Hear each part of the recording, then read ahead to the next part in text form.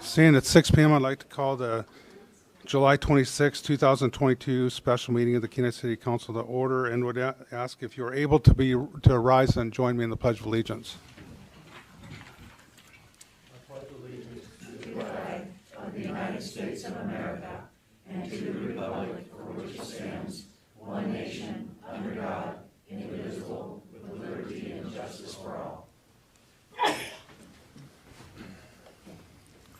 Clerk, please call the roll. Mayor Gabriel. Here. Councilmember Winger. Present. Vice Mayor Glendenning. Here. Councilmember Baisden. Here. Councilmember Petty. Here. Councilmember Stonart. Here. Councilmember Naxted. Here. And Student Representative Thibodeau. Here. You have a quorum. Thank you, Madam Deputy Clerk. Council, before we get to agenda approval, I'd like to call your attention to a laydown you should have in front of you with requested additions to the packet. Action to add to item B1, resolution number 2022-57, public comment requested by the City Clerk. Pleasure, Council. Councilmember Naxted. Thank you, Mayor Gabriel. I move for approval of the agenda with the added item B1. Second. Request unanimous consent. Thank you. Is there unanimous consent was requested? Is there any objection? Seeing none, the agenda is approved. I'd like to welcome everybody here this evening. At this time, I'd like to pass the gavel to our Vice Mayor, Jim Glendenning, and ask to be recognized. Thank you, Mayor Gabriel, and indeed you are recognized. The purpose of the special meeting of the Kenai City Council is to consider a resolution to petition the Commissioner of the Alaska Department of Fish and Game to reopen the Eastside Setnet commercial fishery for harvest opportunity of sockeye salmon bound for the Kenai and Kasilof rivers. My wife and I have continually participated in this Eastside Setnet fishery since 1987, and I would realize a financial gain if there was a reopening of the fishery. Therefore, I must declare a conflict of interest and recuse myself from the deliberation and vote on this resolution. Thank you, Vice Mayor. Thank you, Mayor Gabriel. You are recused. Thank you. We are now on item B1. This is, again, a resolution 2022-57 requesting the State of Alaska Commissioner of Fish and Game allow the East Side Set Net Fishery additional opportunity to harvest sockeye salmon during the 2022 season. Pleasure of council. I move for approval of resolution 2022-57. I'll second that. The resolution has been introduced and seconded. We will now have some public comment. Is there anyone from the general public that would like to speak to the resolution 2022-57?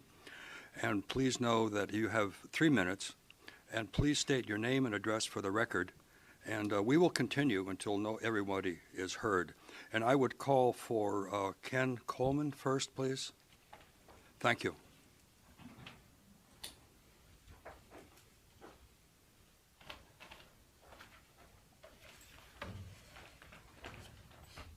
Evening, Council. Mr. Mayor, thanks for holding this meeting tonight. As the way of introducing myself, my name is Ken Coleman. I'm a 53-year set netter. I'm also here as the Vice President of the Kenai Peninsula Fishermen's Association, commonly known as the Eastside Set Netters. We've been around as a 501c6 organization since 1954. And our goal is the sustainable fishery and to advocate for our Eastside Set Net fishery. As you know, this is a difficult situation, infused with politics of the highest order. I look around tonight and I see all my fellow set netters, and many of whom I know and have known for all these many years, and I see a misery, dejection, sadness. This is the third year in a row where our season has been truncated. Be the third, perhaps the third year in the last 4 of having a disastrous season, and then appealing to the government to approve that, and then on to the federal government for some some form of remuneration, which none of us want. All we would like to do is find a way to continue to fish in a fashion that would be responsible to the issues that in front of us. As we all know, there's a lack of king salmon escapement, and in the step-down plans that have been approved by the Board of Fish, if certain things occur and the river gets closed for guiding, or not just guiding, but for all folks to fish for king salmon, then the set netters get closed outright. There is no possibility of, unless the escapement increases to a point where the Fish and Game can project a sustainable or an optimum escapement goal, then we just simply don't fish. Difficult to watch every other user group, all user groups. Sport fishermen, guided sport fishermen, international, national, statewide, local. Our drift fishermen friends who are out fishing every day and should be for the health of for the biomasses. But we're the only ones that don't get the fish. And the issue, as I mentioned right at the beginning, is infused with politics. Every other user group gets to fix or fish in a manner that's responsible, given the biomass increased if it's a lot. There's a lot of fish around, which is appropriate. We have caught to date 32 large kings, which is less than a 1% exploitation rate. We even tried at the Board of Fish last year to get a dispensation that would allow us in a very limited way to participate in the fishery, to no avail. At any rate, we're in a disaster situation. It has an effect for all the businesses that we all see and use every day. Our processors aren't getting those numbers of fish. Our fuel jobbers don't get to sell fuel. Groceries, hardware stores, gear sheds, none of these get to share in the bountiful harvest, as we are not. There is 440 families or fishing businesses, not something you see every day when you go about your day and drive through from Kenai to Soldotna. Few selected areas you can see that there are buoys out there, but other than that, we're kind of out of sight and out of mind. But I assure you that most of us are Central Peninsula residents, almost all of us. And those who aren't are good neighbors and homeowners and property owners who pay taxes and buy things along with the rest of us. In these select times when we can't fish like this, the upfront number that we harvest every year drives that number, which is then turned over in the city of Kenai or in the Central Peninsula 6 or 7 times, which then ends up being a tremendous amount of money that we put into the economy every year in our mixed or in our economy that we're lucky here in the Central Peninsula to have this variety of businesses. Anyway, we're trying to find a limited way to continue to fish so that we don't end up with a biomass. In our earnest desire to save the king, we may be killing the sockeye run. The numbers that we see today are larger escapements this time of year than we've seen in many years. In the Kasilof River, there's some 700,000 past the escapement sonar. Twice as much as the optimum goal, and headed for 200% over that. We know from history, 500,000 can't even replace itself. So we're headed for real problems in our haste to do one thing. We may have created another problem. The Kenai River is now at 1 million. Last year we overscaped it by nearly 2 million. We're headed that way again. 2.3 million is what we're talking about at this point, if the projections bear out. The fry in Kenai Lake were, in 2020, were 53 million in the fall. Last year, 13. So we're in a position of possibly overscaping these systems and creating a real detrimental effect. I have a tendency to get going and get long-winded, and I know the 3-minute mark passed long ago, but I do appreciate that you would have a special meeting and listen to the folks who are hurting so badly. It is within the purview of the Commissioner of Fish and Game to grant openings. It can go outside these plans in extraordinary situations. I would suggest this is one of those situations that we need to have some help from the government. As I mentioned, we had a disaster in 2018, 2020, and I'm just about done with the calculations for 2021. It looks like that was a disaster too. We don't want disasters. We just want to be able to fish and do the things that we do, contribute to this economy, and be good stewards of the resource. So I really appreciate that you would have a special meeting to do this kind of a resolution. We're looking at one from Soldotna and perhaps the Borough Assembly, and hopefully that pressure or that added effect will make the governor and his Commissioner of Fish and Game take a second look at what's occurring. And I really appreciate the time. Thank you, Mr. Coleman. What we will do is we will listen to folks first for their presentation, for their testimony, who are here present in chambers, and then we will hear from the comments from those participating on Zoom. So does anyone else wish to speak? You had your hand up first, sir?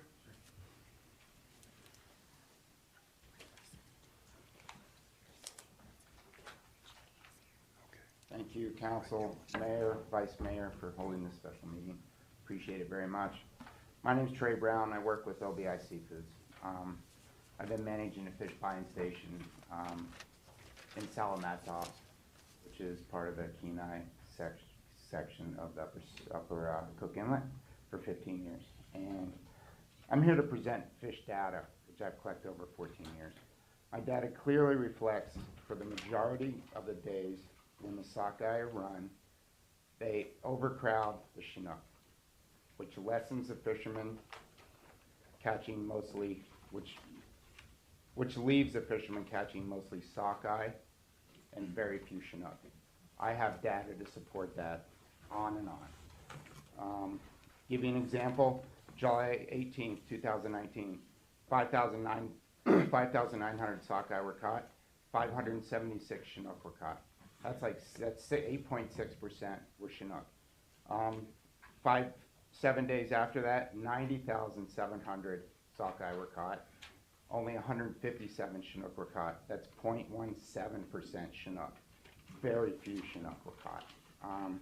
And the list goes on. I understand the concern to preserve the Chinook, and it seems if Alaska Fish and Game, if they truly want to facilitate this goal, they would fish the set netters during the height of the sockeye run, which would have two benefits: lessen the current sockeye over escapement and minimize the amount of Chinooks caught in the set nets. That's all. Thank you, guys. Appreciate it. Thank you. There was an individual. Yes, please. Please.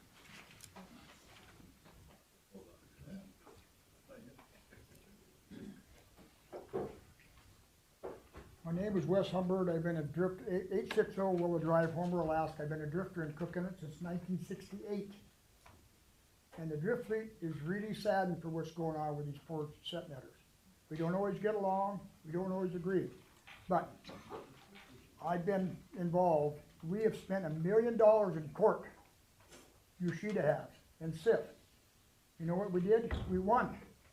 We can talk all we want. It's going to take some of this, guys. And you need to support every one of these people because they support you.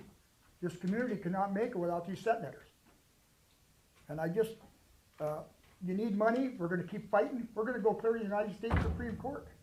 I'm one of them that filed a lawsuit against the Secretary of Commerce. What did it do?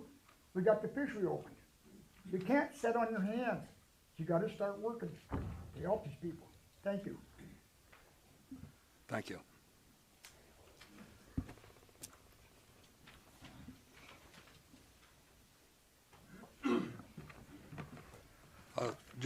Just before you begin, if any of us have questions, I'll get my neck loosened up and look for red lights, but I appreciate the testimony we have here so far, and thank you. Yeah. Hi, my name is Amber Every, and I'm an Eastside set netter on North K Beach. I'm a 30-year Kenai resident, and my husband and I are raising fourth-generation Cook Inlet commercial fishermen. We are not in a science-based biological fisheries fight. We're in a political fight. For the last 30 years, a sport fishing organization has had its #1 goal to eliminate our fishery. We've had to battle the SetNet initiative that was directed at eliminating us. We've had to fight to survive at every single Board of Fish meeting to keep a sliver of our fishery going. We fought endlessly to try to have Board of Fish meetings down here on the peninsula so Board of members could hear from our community. We are now fighting an administration whose top financial supporters' #1 goal is to eliminate us, and we are almost there. With a 2-day season, many businesses can no longer survive. Over 99% of our harvest is sockeye. Currently, there are over 2.8 million surplus of sockeye between the Kenai and Kasilof rivers. This battle isn't about the statistically insignificant 32 large Kenai River late-run king salmon our fishery took this season. Or if it was, we would see a closure in the dip net fishery since there was reported 50 kings last year when there was supposed to be no retention. In the last 3 years, under the state's current administration, the Kasilof and Kenai rivers have seen the highest sockeye escapements ever recorded, yet the Eastside set netters are the only user group being excluded from the harvest. Don't let the commissioner fool you and tell you that he's following the management plan set forth by the Board of Fish.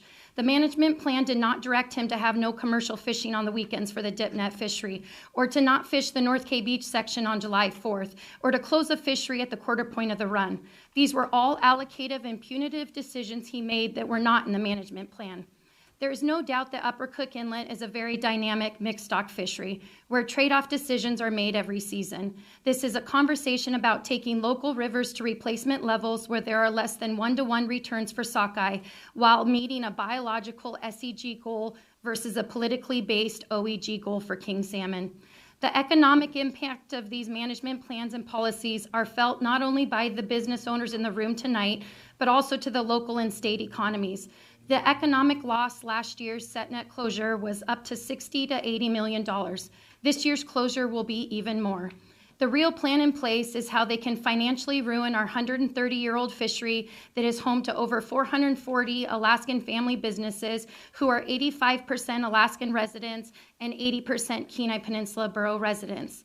Thank you for the special meeting tonight to hear from our fishermen and for Resolution 2022-57. Your support for our family businesses means more than you know. Thank you. Thank you. Thank you very much. From this side of the room, please.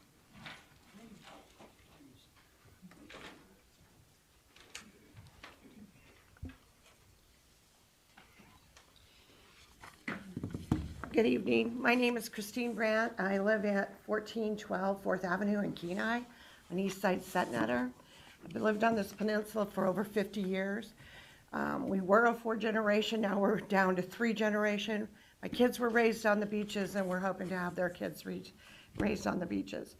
My concern about this is that they're making a conservation concern out of king salmon, and they're shutting down the rivers, except for there's one factor that everybody keeps forgetting. They are not a stock of concern. So I looked up the stock of concern real quickly. There are 19 systems that are stocks of concern. They go from the year 2000 to 2021, where 7 systems were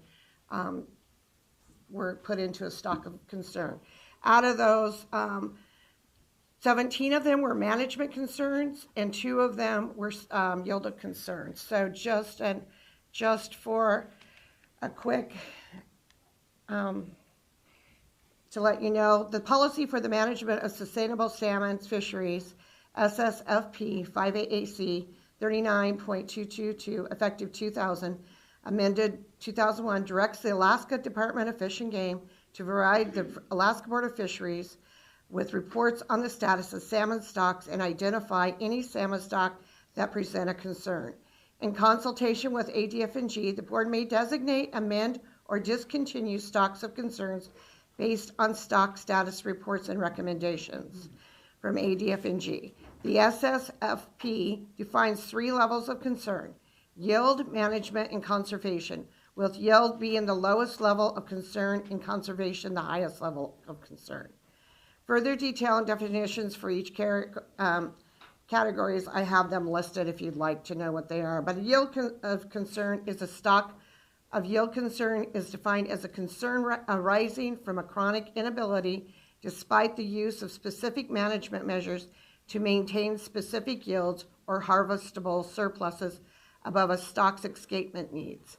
A yield concern is less severe than a management concern. My concern is that they are making the yield, they're going to crash the Kasilof River. That's all there is to it.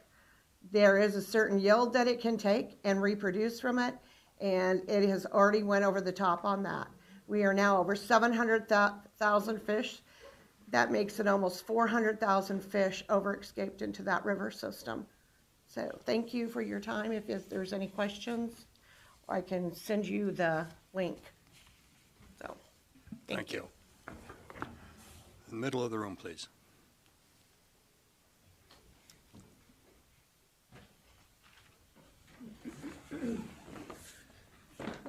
My name is Phil Sheridan, and I'm a lifetime resident and a 40-year set netter.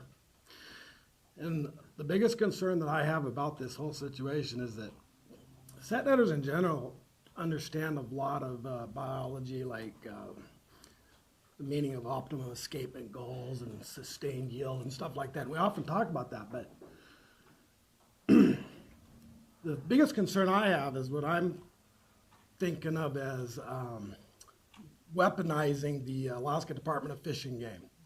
What I mean by that is if you talk to our biologist locally, the voice that we all hear on the radio or on the phone when you call, he told me that he hasn't been able to do his job in 3 or 4 years because he's not running the show. It's being run by the commissioner.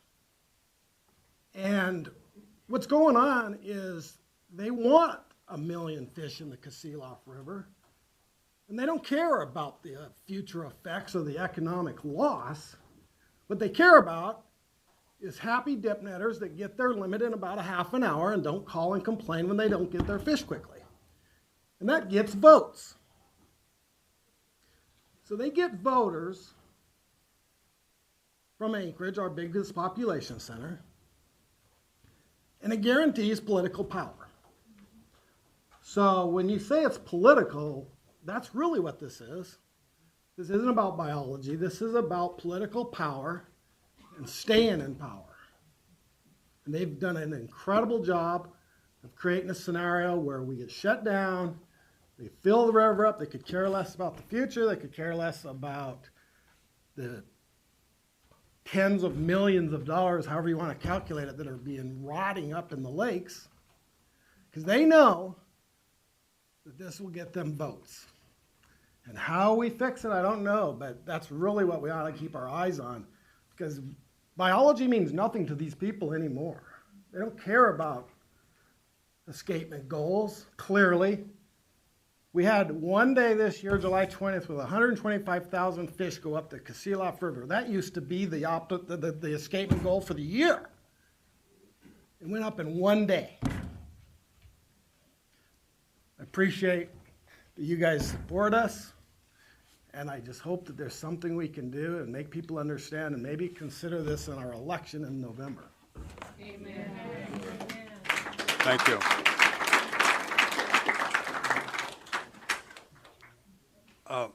Here, and then you.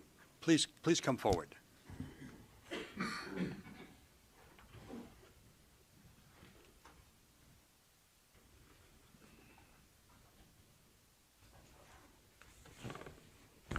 Sharon Efta, 610 Laurel. Sorry, glasses. I think really, from all the testimony we've had so far, and from what I'm about to say, we really need a reset on the fish policy. I support the set netters. They have a big investment in their gear, their sites, their permits, and those values are going south. You know, they're not going to get the kind of money out of them that they had before if they ever want to sell, and that's not fair to them. But the drifters are having the same issue. You know, even though they're getting to fish, it's being controlled to the point where it's very hard to make a living anymore as a drifter. I'm in a drifting family, and you know, there's a big investment in the boats, the gear, the permits, and that's going down for us too. And although they're giving us a lot of days to fish, many of those days recently, as you've known, have been small craft warning days where we can't go out. It's totally unsafe to go. The ones that went out, lost nets and had a lot of problems. We're more impacted by the weather, and we can't fish all these days in a row. They're giving us lots of days in a row, but most of the boats are 1, 2, 3 person crews. You can't fish 5 days in a row. You've got to have some days off in between to rest, or you're not safe. The fish board's managing it all for sport and for dip netting, and so is the politicians, like he was saying. It's all about, you know, you got the big voter base, you got the guides, you got the B&B owners, you got the dippers. But dipping is just so wasteful. If you go to the dump this time of year, it stinks to the high heavens because people are throwing out their fish that freezer burned last year that they didn't use, and they're going to get some fresh fish. I was behind a guy in Safeway a couple years ago, and he was asking the checker where there's a dog rescue place where he could take his old fish. He'd come down from Anchorage with his freezer on his trailer, and he wanted to get rid of his old fish so he could get the new fish and fit them in his freezer. He wasn't using that fish from before. And if you go to FedEx at 5 after 8 tomorrow morning, you will find a line, like I do when I go there, 5, 6 people deep, fish boxes piled up like this, and they're sending them out to their friends and family in the lower 48. That's not what these fish are for. This is supposed to be subsistence, but clearly people don't need the kind of fish they're dipping. And, you know, 25 per head of household, 10 per dependent is really not being used by most people. Some maybe, but not by most.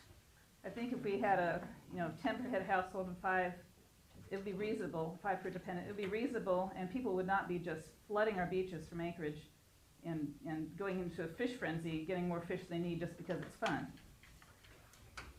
I think it's time to set politics aside and manage equitably. It's time for fish policy just to be reset. It's time to do what's right and not what's politically expedient for boats. Thank you very much.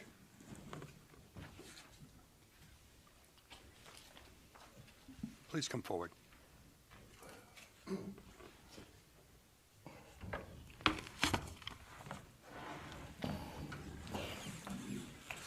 Good evening, council members. My name is Paul A. Shadura II. I'm a third-generation commercial fisherman right here. My grandfather came to Kenai in 1907 as the Russian Orthodox priest. Fishing has been part of our community and our sustenance and subsistence and our economy for over 100 years. A long time, a long time. Today, I'd just like to speak about the resolution as closely as possible to give you some pertinent update information on whereas forests of sockeye runs at both the Kenai and Cassiope rivers are currently projected to exceed escapement goals. At present, the in-season prediction is for a total escapement in the Kenai of 2.2 million. That exceeds by nearly 1 million what the in-river projection is at this particular time in the assessment. The escapement for actual spawning escapement in the Kenai for its best return is 700,000 to 900,000. So these are pretty magnanimous numbers, if not 100% over. In the Cassiope River, current projections, again, they're late by a couple days from the department. The Cassiope is projected to be 865,000, around that total return. Now, the projection is 1.8 million. 1.8 million. Understand that the only biological escapement goal, that's the highest standard of escapements within Cook Inlet, really the state, very few. That biological escapement goal is 140,000 to 320. Currently, today's announcement are projecting 1 million escapement into the Cassiope River. Over the low bar of the BEG, remind you that whether it's 140 or 320, the statistics long range show they return the same or closest to maximum sustained yield. So if you look at the 140 projection and at 1 million, that's 700%. 700%. Last time that happened in '85 when we were augmenting it with Cook Inlet Aquaculture was doing an augmentation for sockeye and tustumena, 500,000 escapement produced a return of only 300,000. So clearly, at 300,000 total return, it won't be just restrictions for commercial fishermen, including drift fishermen. It'll be for the personal use folks that gill net early in the season in June, and for the dip netters, and for sports fishermen. So returning less than the optimum numbers for escapement is a tragedy for all particular users. It's a serious situation. Today, the department came out with king salmon projections for 725. This is from Mr. Marston, the area comfish manager. As of 725, 13,646 is the escapement spawners below the sonar, including below the sonar. That means that the sustainable escapement goal as of today in their projections will be met. And we go further into this, and there's a table, I could supply it to you, it's public information. For the late run scenarios, if we go to a 2-day late situation, which currently kings have been running later for the last 5 to 7 years. So if we look at that particular number, we'll see that if it's 2 days late, just 2 days late, 15,383 kings are estimated to spawn. That exceeds the optimum escapement goal, which takes into consideration the in-river harvest by in-river users. It's met today as of 725 from the department. Statements clearly here. Your resolution would be supportive of things that are already in play and already estimated by the department. I, for one, are conflicted and do not understand why the commissioner doesn't use his exclusive authority. In every management plan that's written, because of a court case, there's the last provision on each one of these management plans says that nothing in these management plans that the Board of Fish goes through and designs or reviews is said to limit the in-season authority of the commissioner.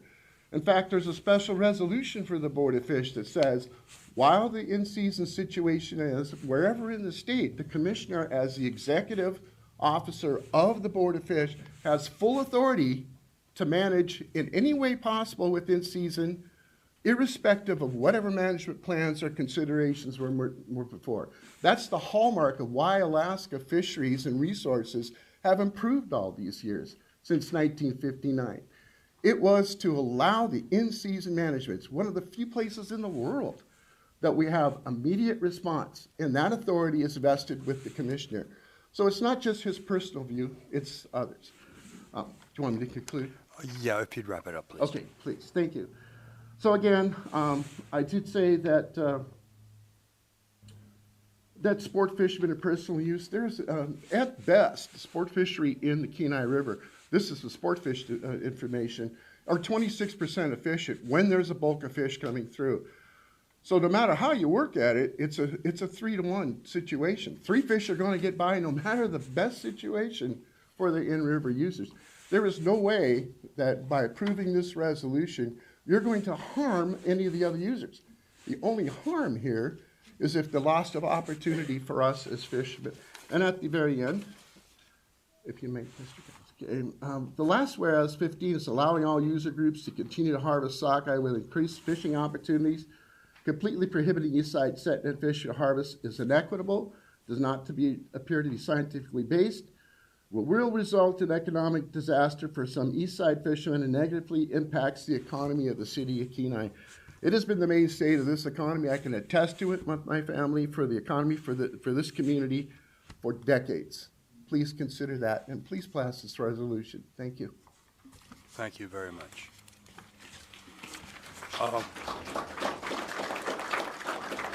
Yes, I call on Peter McChickey, please. Thank you. I apologize for my attire. I'm nursing a very sore knee, but I am thrilled to be here, and I want to thank you for having this meeting and for Resolution 2022-57. These folks are my friends, neighbors, and in some cases, limited, my relatives.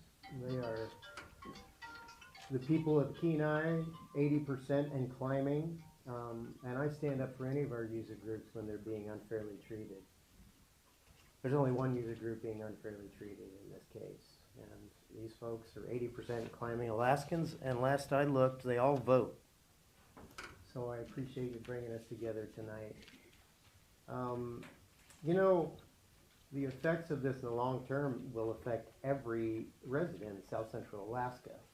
And that's the part that people don't think about. I was at a fisheries meeting with some of the top leadership of the state, including the commissioner recently, and they talked about the collective consequences of overescapement. It's not just this year's smolt and fry that will compete. When there's not enough food source in the waters, they sometimes stick around over a year, so that next year's smolt and fry are competing with this year's smolt and fry. It results in smaller weight when they eventually leave the system, and the long-term impacts are significant, which is why we used to be on a roller coaster ride of returns before they were managed adequately, and we seem to be heading back in that direction. Overescapement is a lost opportunity for commerce at a time when everyone is struggling. So think about it. 500,000 over in the Kasilof, at least 1.2 million in the Kenai at a 5-pound average at 170 a pound. That's equal to about 15 million in lost commerce right now, depending on what happens with this run in the long term. All of that lost commerce is primarily it only impacts Alaskans. It's not impacting people from somewhere else. It's not impacting very heavily people from other areas of the state. It's impacting the folks in this room, your constituents. So if it were just per SetNet family, that's about $30,000 per SetNet family. A portion of that would be nice to have this winter for basic survival. It's a tough year. Inflation's affecting all of us, and it's certainly affecting everyone in this room. But it adversely affects every business on the Kenai, whether they want to admit it or not. It simply does. Grocery stores, the outfitters, the folks that are servicing outboards, people that are selling wet set netters used to fish, to feed their families on the beach, it affects everyone. We clearly have to revamp a system attempting to manage for one challenged species. And you're beginning that process through 2022-57. I hope you pass it unanimously, and I hope every representative body in this borough is willing to follow suit. The future of our local families and businesses depend on your action. I appreciate the meeting. I hope you can support it. You know, sorry, I'll wrap it up very quickly. No, you're close. Whether bycatch, climate change, or whatever, we have a king problem, and I understand. I understand the need for some conservation. But this is over and above. You simply can't manage for one species and cut out 440 families' ability to make a living in the meantime. Thank you very much for allowing me to speak tonight. Thank you, Senator Macheki. Senator Macheki. Senator Macheki, Senator, will you stand, we have will you stand for questions? A question. Okay, I'll come back.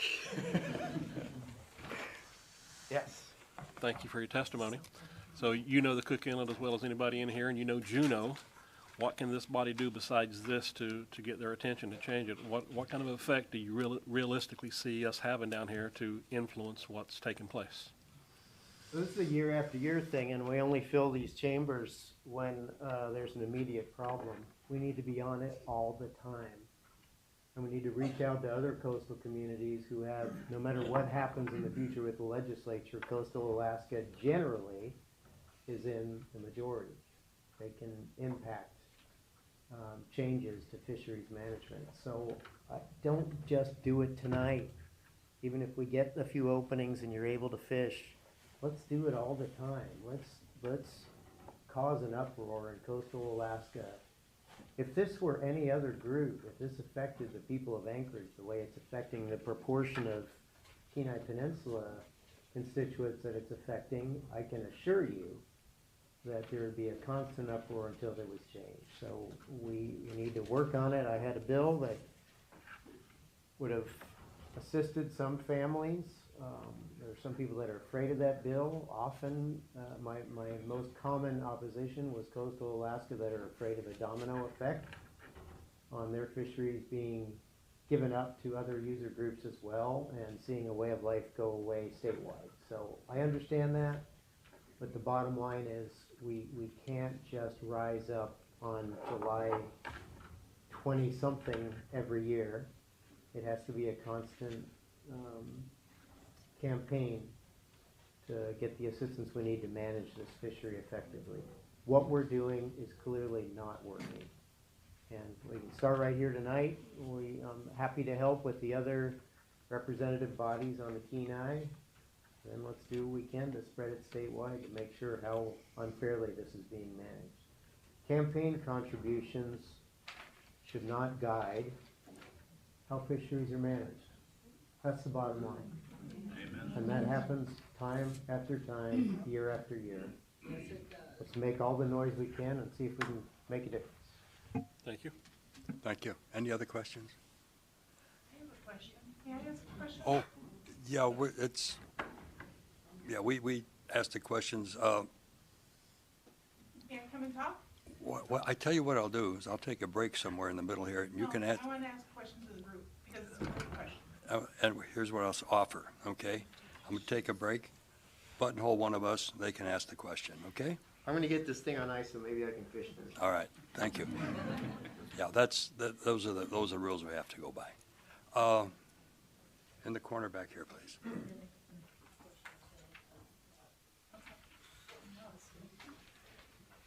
Thank you. I wasn't going to speak tonight, but I thank you guys for having me. So I'm Sarah Frostad Hudkins. I live on Fisherman's Road, ironically. I'm a third-generation commercial fisherman, and I fish alongside my children and my grandchildren. Sorry, it's a big one for me.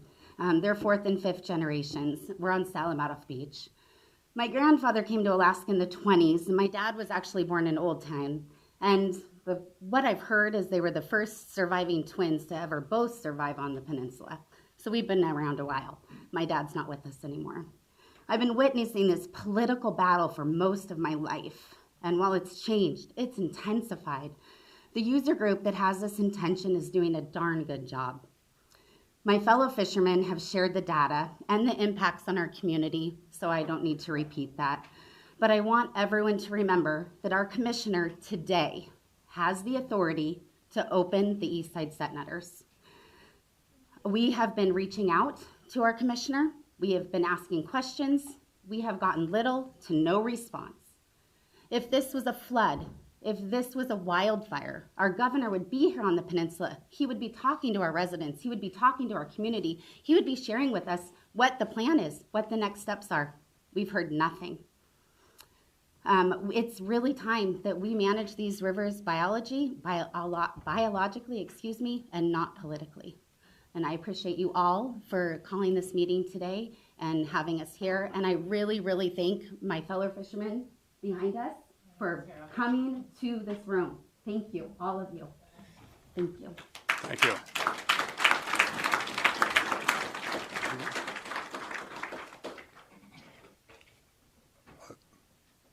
Representative Gilman, do you want to speak? Sure, why not? Okay, thank you.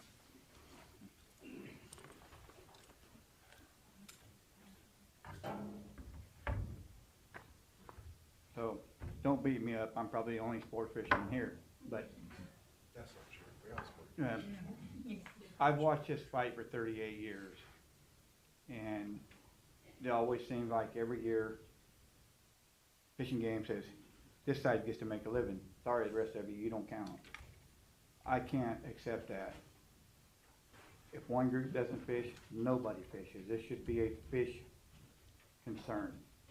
If we don't have the fish, shut everybody down, get the fish in the river, and then go back to fishing. What the one gentleman said about voters coming from Anchorage, there's over 35,000 dip net permits. Where do you think those people are coming from? I know people from Fairbanks that come down here to dip net. You don't think that doesn't have an effect on voters from Anchorage?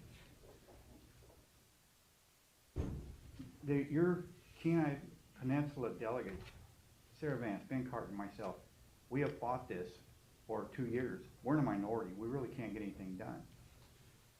But I can't sit back and watch one user group get sent home and say, you guys can't make a living. I have a lot of friends that have set nets. I have friends with drifters. I have charter boat friends, sport fishermen, and set netters. we should all have access to those fish. But I'm not, this is my opinion, I'm not a fan of our commissioner.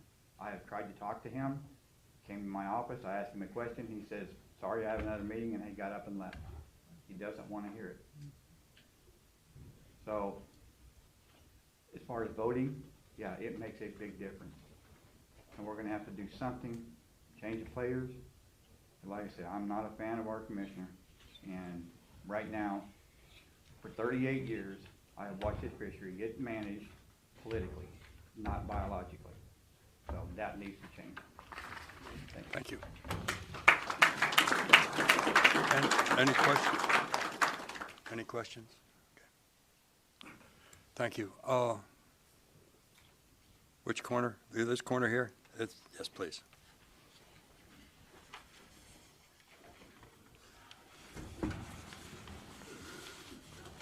Mayor Gabriel and council, thank you. My name is Nate Berga. I live at 30179 California Beach Road, Kasilof. I am the plant manager for Pacific Star Seafoods here in Kenai. Pacific Star Seafoods, as that name, has been here for 28 years. That property has been involved in the seafood industry for over 120 years. And tonight, I think the fishermen have spoke well on their behalf. I'm here to talk to you about the impact shutting down the east side set net fishery has on our business. So the east side set net fishery represents 40% of the fish that we purchase in Upper Cook Inlet. So for the past couple of years, we have seen 40% taken away from us, and that's been a significant hit, not only to us, but the fishermen. And not only to the fishermen, but the community here and on the peninsula. So this year, we're looking, with overscaping the Kenai and the Kasilof, we're looking at a loss of, to the community, about $14 million. And that $14 million, considering that 80% of the fishermen live here in Alaska, that's a huge hit to Alaska.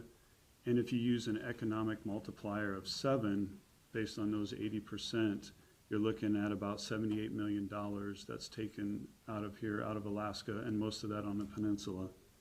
So it is important that we harvest these fish, not just for the sake of the fishermen and the communities, but also the health of the river. And that is a huge concern.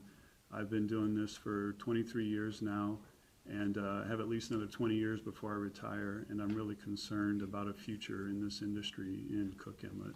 Thank you. Thank you.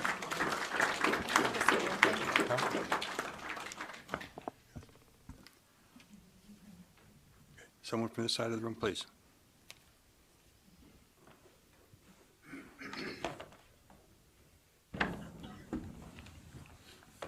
My name is Richard McGann from Nikiski, and I thank this council for having this meeting and the set netters for putting this together. I wanted to ask, how many in here remember the time when they shot a flare to open the season? Anybody in here old enough, Wes? Shot a flare. Yeah, shot a flare in the air down along the beach to open the season. There was no emergency openings, and there shouldn't be now. The law says there's emergency closers when there's not enough escapement. The way they're running this fishery right now is just exactly the way they want to. And it's wrong, you know it, we know it, and there's gotta be something done. When we used to fish the traps in 1958, I canned every fish in that cannery in 58. I started fishing on Salamata Beach back in the 50s when I came here in 55. I'm still there on that beach trying to fish.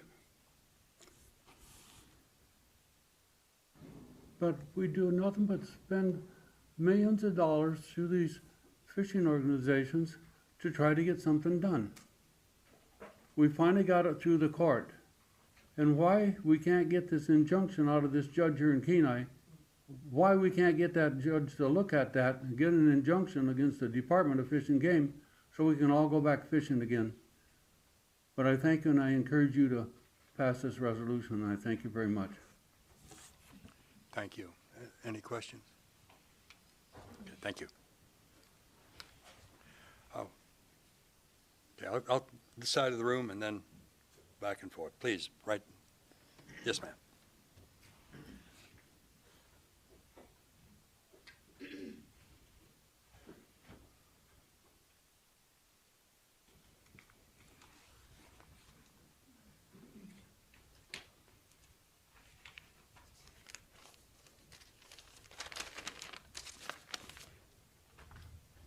My name is Maisie Hermanson. I live on Hermanson Drive in Coho. I am a lifelong East Side Setnetter. Dad was born in Kenai in the 20s. Grandma was Russian Aleut, born here in the 1890s. Cook Inlet salmon have been part of my family's life forever. Now I feel it is all slipping away. Most people do not understand. The loss is visceral, like the tearing of flesh. The loss is a lifetime of work gone. The loss is generations of heritage extending back before its statehood, disappearing. The history of this fishery is a history of loss.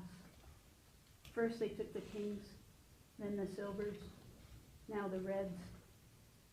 Our season used to be measured in months, and now it's doled out in hours. It is reallocation, couched as conservation.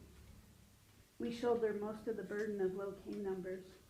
No other user group is shut down. We are one of the oldest user groups in the inlet. If we decimated the kings, there would have been none here when the commercial guides showed up to target them.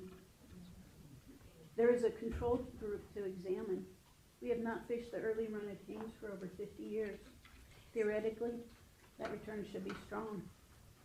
It is not, pointing to other causes, but that does not fit the narrative. So our seasons continue to be slashed, with few hours given, granted before the red run shows. Year after year, we are sidelined during the most abundant part of the sockeye migration.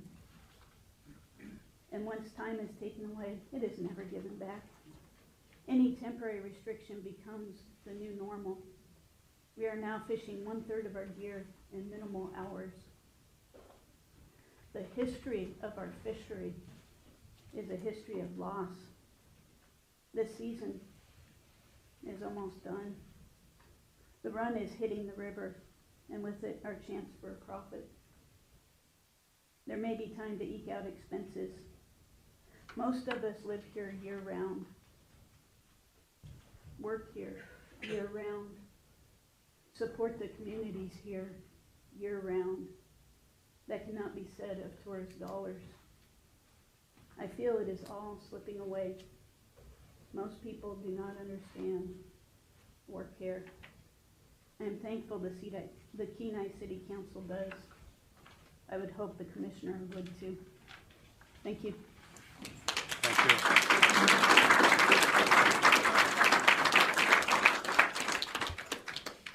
Thank you very much. Someone else from the room wish to speak? Please.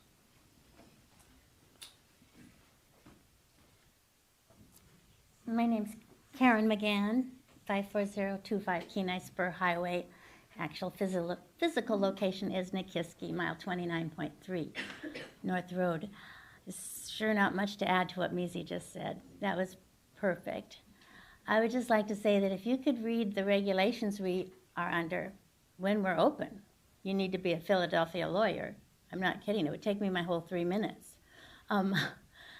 But we have been constantly regulated on fishing sockeyes because of this paired restriction, they call it, when the kings are low and others are restricted on kings, we are restricted on sockeyes, to the point where, because they close them on kings, we are closed totally on fishing sockeyes, that's our money fish. That's what we fish. Our mesh size was restricted years ago so that we don't gill net kings. We have 2 sites with 2 permits, 3 generations fishing, 4th generation if you count the 2-year-old who just plays in the mud. But And we are down to, because we're in deep water, we use 45 mesh gear. We are down to 1 net per permit when we are legally allowed 6, 3 nets per permit. We're only allowed to fish 1. We fished 1 net for 2 days this year. 1 net per permit, so 2 nets per, oh, you get what I'm saying. 1 per permit. Everything's been restricted to the point where we're going to be paying for our startup costs all winter. And everybody in here is, you know. So I appreciate everything Maisie said. She hit on all of it. It's totally political. It's not biological. The paired restrictions have no biology attached to them. This was because of a good lobby group that gets these things through the Board of Fish and the governor. So thank you so much for doing this. At least it shows you care, just like Maisie said. We appreciate it. Thank you very much. Any questions? Yes, please, sir. Come ahead.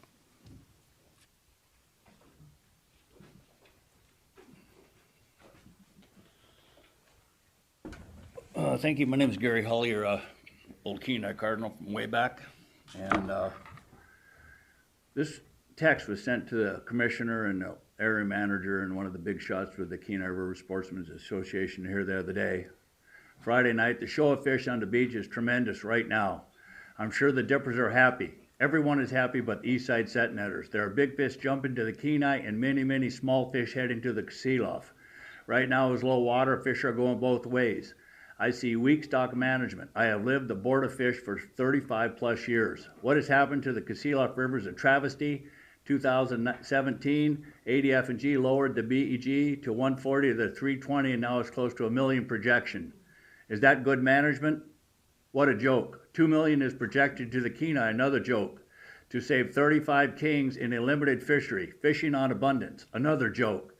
If it is the governor's position to put Alaska's businesses out of business, he's doing a damn good job. The commissioner, as we know, has full EO authority to open and close fisheries. If 13,521 kings make it to the Kenai or 15,001, what it really is the difference? Oh yeah, I can hear the commissioner now in the response. Oh, but the board says. He also said North K Beach would fish when the Kasilof section fishes after July 1st. It never happened. We were closed July 4th. I could go on and on about mismanagement. Commissioner, this is your weekend. After this weekend, use your EO authority to have a limited fishery on sockeye stocks that are going to be totally blow past Board of Fish goals. And I sent that in. What's going on is just a travesty. I certainly appreciate the city of Kenai. I'm going to talk to the fishermen right now. Just as a history lesson, which probably everybody knows here, somebody up here asked a politician, what can they do? All the politicians can do is appoint or not appoint board members. I haven't heard many politicians go to a Board of Fish meeting in the last 35 years. What happens at a Board of Fish meeting? It takes 4 votes. So these fishermen in this room, there was disaster declarations for UCETA, for the drift fleet and the set net fishery. Dig deep into your pockets. When we get $100 million, put 2% into this war chest to fight Krista.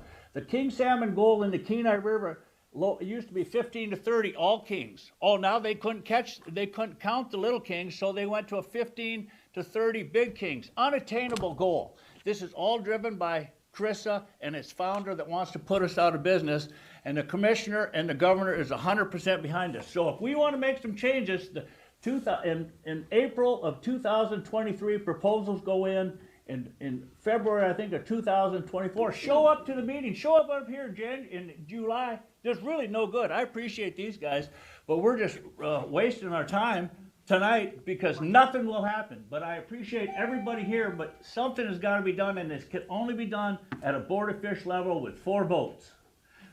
Anyway, thank you. Thank you, Mr. Hollier.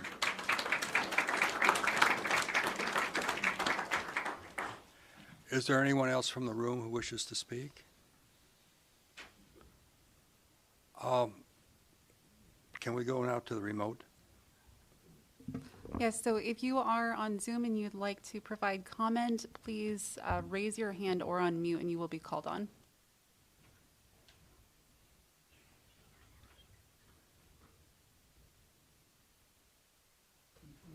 Okay, Aaron Willihan. Hi, thank you. My name's Erin Willihan. I'm 29 and an Eastside Setnetter, born and raised in Alaska.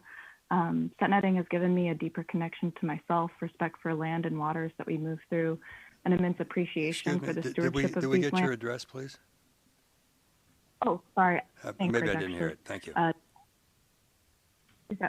Okay, 2007 West 30 Anchorage. And a commitment to protecting fisheries for generations to come. I don't think that there's much left to say that hasn't already been said by my fellow fishermen about the ways that the decision to close and penalize Eastside Setnetters year after year is so obviously not supported by the biology, by common sense, by economic sense, or even by the management plan in place itself. But it should be clear to anyone who looks at this issue even briefly that the motivations are political, targeted, and toward a larger goal, ending the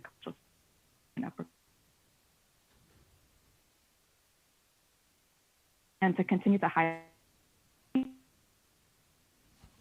Hey, Erin, apologize. Your sound is going in and out, just to let you know.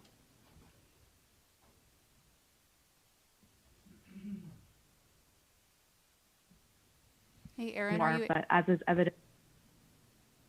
Oh. Sorry, go ahead. Hello? Oh, okay. As is evident, Setnetters are of the kings. It's clear that this is and that's disheartening to say the least. As a young person born and raised here in Alaska, I see a future for myself here because this fishery exists. I see the ways that I can help contribute to our local economies, feed Alaskans, and sustain a culture of respect, love, and stewardship resource that exists here. Unlike other fisheries in the state where boats, cruisers, and fish zoom into Alaska and leave the state as soon as they go, this fishery is special. It is a commercial fishery where the holder is an Alaska family and a small business owner. Majority of permit holders help keep both dollars and fish themselves in Alaska. There's just management of the setnet fishery is not sustainable for anyone, any user group. And I just want to thank you all so much for holding this meeting, and I hope that you will continue to take steps to rectify the harms that have been done here and do what you can to make this right and be an advocate for our community across South Central Alaska. Thank you so much for your time. Thank you, Erin. Any questions here from the group? There we go. Any questions here from the group? Okay, thank you. Someone else from remote, please. All right, nice. I see that you are unmuted. Go ahead. Hi, my name is Eric Nice. Can you hear me okay? Yes, we can hear you. Okay, good, thank you. Eric Nice, I live at 1850 Costacoom Street in Anchorage. I unfortunately could not be in attendance tonight as I had to return to work since setnetting has been such a disaster.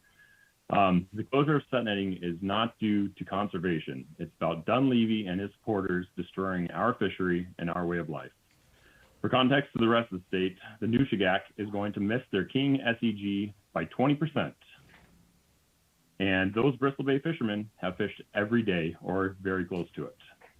On the Kenai, we're tracking to achieve, as of today, our king SEG, and yet we are completely shut out.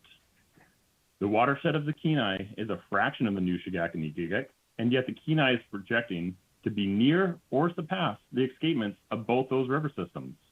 Those river systems are getting 15-to-1 returners spawners, and we are getting 1-to-1 or less. The Kenai and Concealof river systems cannot handle the continued over-escapement. We need to stand up to the politically motivated closures and force the department to allow setnetters to harvest the sockeye that are still flooding past our beaches. Thank you for having this meeting tonight, and I wish I could have been there in attendance. Thank you. Any questions from the board? Are there any more remote participants? Anyone else who would like to provide comment on Zoom, you may unmute or raise your hand at this time. Okay, Jim Butler, I see that you've unmuted. Yes, good evening, Mayor and City Council. First of all, thank you for taking this up. I apologize I wasn't able to attend in person this evening, but a recent plane trip and an exposure to longstanding bug has forced me to hang out at my house for a few days. I've been involved in town here and as a small business person, including commercial fishing for a number of years. I'd just like to thank all my colleagues and good friends for all their comments. But one of the things I'd like to point out that might be a little bit different is the loss to the city.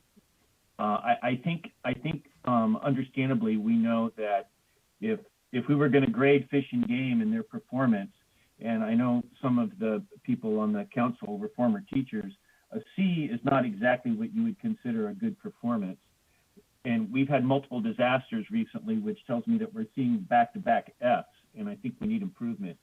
But to the city in particular, I would ask you to consider some of your staff looking at the loss of taxes to your city in the past, currently, and unfortunately into the future if we go back to a one-to-one situation.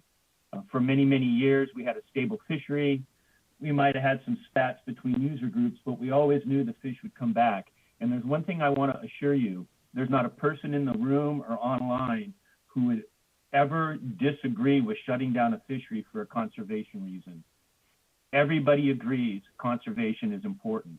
Nobody agrees that allocation through management is appropriate. We would all agree to stand by and watch fish go by if we need to. What we're going to see happen is a one-to-one return. You will see thousands of dip netters come down and argue and complain that they can't fish. You won't see dip net revenues, and you won't see fish tax revenues, and the city's going to be left holding the bag. So I hope you consider not just the impact to the many, many, many local business people and the families and businesses that they support, with what the city of Kenai is going to be left holding the bag with. The city manager and the mayor have been very active in the past, but I'm afraid Rome is burning. We're fiddling while it burns. And I just hope you consider what the impact's going to be to your city, our city, when there's no more fishing for several years. And we sit here and watch what was at one point the second largest sockeye fishery in the state of Alaska. That's right, the second largest fishery in the state of Alaska for sockeyes go down the drain for a couple of dozen king salmon. So I first of all want to thank you again for your taking this up. I'd like to echo Senator Machicki's comments, stick with the game, and please count us in to do what we can to help provide you support over time. Thank you very much. Thank you. Hey, Representative Sarah Vance, I see you have your hand raised. You can go ahead. Hello, good afternoon, and thank you for considering this resolution. I represent the Lower Kenai Peninsula, and I know that Kenai is outside of my district. However, as a Peninsula legislator, I do hear from fishermen on a regular basis about the issues on the Cook Inlet. And I just want to say that I've heard from a lot of the fishermen that they feel that the overescapement has been happening for quite some time and have wanted to manage according to the science and according to the historical data that is reliable and shows us where that sweet spot is. And so I just want to make the voice of my constituents heard at this time to add to the testimony that you've already heard, that this is an ongoing issue and they need more support to be able to elevate their voice, simply because there were fewer of them than there are of the many sport fishermen who also have an important voice in this. But I think as a previous testimony that you've heard from is that we need to manage for the fishery and make sure that the allocation is working for the good of everyone who's looking to put fish on the table. So if you have any further questions, I'm available, but I think you've heard from people who are a much greater authority on this issue than I am. Thank you for your consideration. Thank you. Any more remote? All right, I see Ray. Ray, you can go ahead and speak. Hey guys, I'm Ray DeBartoleben. I'm actually current president of the Kenai River Professional Guide Association. Guys, I've been here 30 years guiding, and I've been here 38 years fishing. Do we really want to give up on these authentic Kenai Kings that are 50, 60, 70, 80, 90 pounds? There's been 9 salmon in the world over 90 pounds. 8 of them were caught in the Kenai River. So my point is, we still have the genetics there. We still have a small hope of 11, 12, 13, 14, 15,000 fish coming in to spawn. Are we willing to give that up? Of these authentic Kenai River Kings. They're genetic to nothing on the planet. So that's my point only. And until we're ready to give that up, I am not negotiable on the set net fishery opening up. Thank you for your time. Thank you. Any other remote? All right, Jean Palm, I see that you are unmuted. You can go ahead.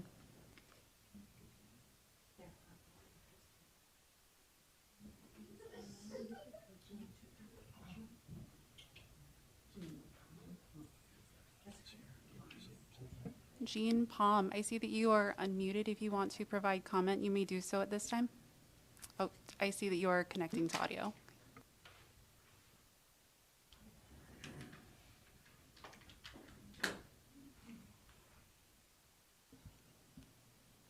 Jean Palm, if you wanted to provide public comment, you may unmute at this time.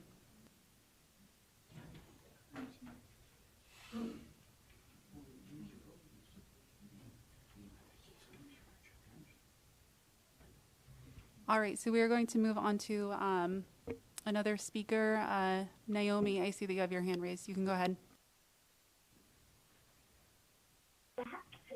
Hello, my name is Naomi Daigle, and I live at 2745 Davis Court.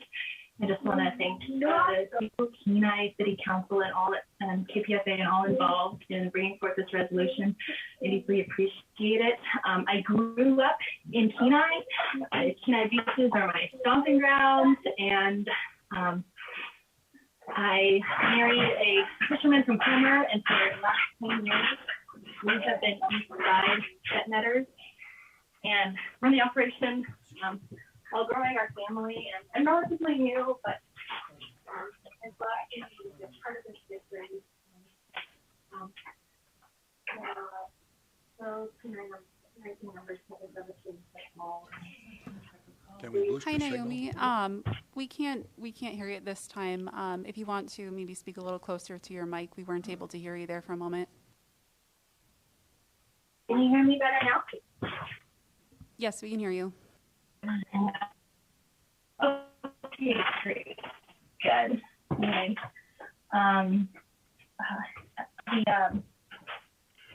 we have endured the despair everyone faces at the decreased numbers of the kings, and we withstood the endless discouragement the east side set netters faced with gear limits, gear restrictions, and closures.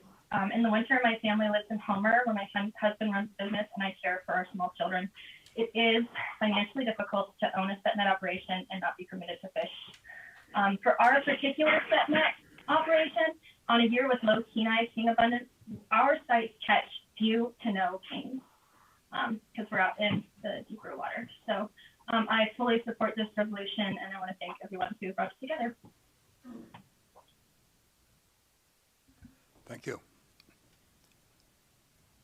Okay, if there is anyone else on Zoom who would like to provide testimony at this time, you can unmute or raise your hand.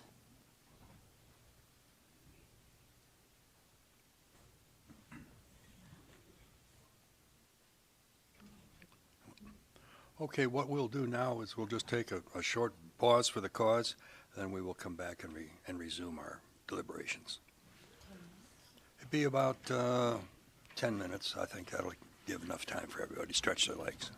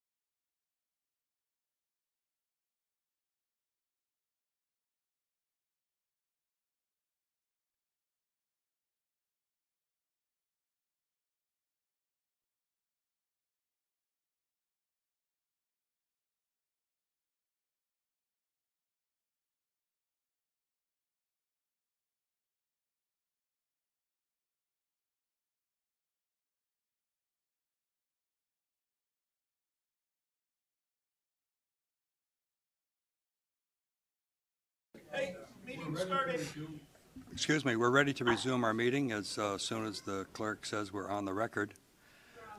On the record? Okay. What we are doing is this is resuming the meeting, but we're going to have round two on some comments. Some folks arrived late, and we'll make sure that they have an opportunity to speak. And then also, I would draw your attention to a sheet that our clerk has. And what it is, it will give the opportunity of those who did not testify to just sign their name and address in support of the resolution that is before us tonight. And that will give everybody an opportunity to have their thoughts represented, and we'll just pass the clipboard around, and we try and be efficient that way. Vice Mayor, would it be okay for folks that did testify to sign too? Of course. Okay. Of course. Of course. I was contradicting what you said, so. No, you didn't. You embellished what I had to say. I am perfect. Thank you. Okay. So what we'll do is we will open the meeting again for some testimony. I would go with Senator Lehman, please, first, if you would speak to us.